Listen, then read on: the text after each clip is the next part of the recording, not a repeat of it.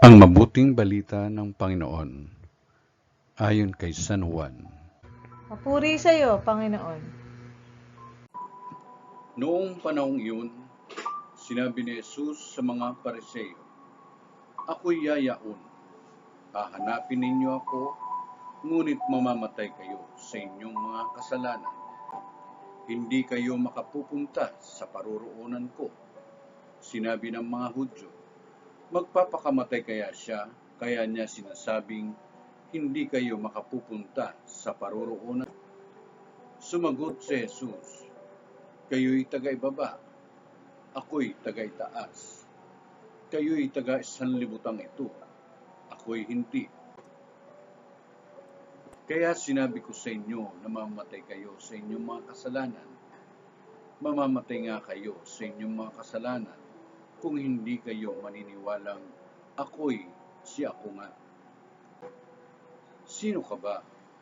Tanong nila. Sumagot si Jesus, ako'y yaong sinabi ko na sa inyo mula pa noong una. Marami akong masasabi at may hatol laban sa inyo. Ngunit totoo ang sinasabi ng nagsugo sa akin, at ang narinig ko sa kanya ang ipinapahayag ko sa sanlibutan. Hindi nila naunawaan na siya'y nagsasalita tungkol sa Ama.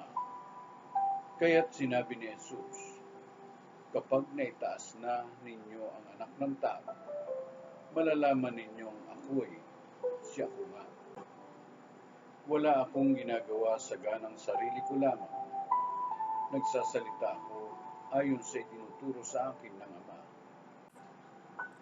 At kasama ko ang nagsugo sa akin. Hindi niya ako iniiwan, sapagkat lagi kong ginagawa ang nakalulugod sa Kanya. Marami sa nakarinig nito ang naniwala sa Kanya. Ang mabuting balita ng Panginoon. Pinupuri ka namin, Panginoong Jesucristo.